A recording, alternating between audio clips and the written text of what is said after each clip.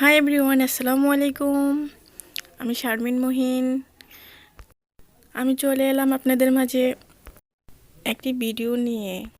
আপনারা সবাই কেমন আছেন? আশা করি আলহামদুলিল্লাহ সবাই ভালো আছেন। আল্লাহর রহমতে আমরাও ভালো আছি।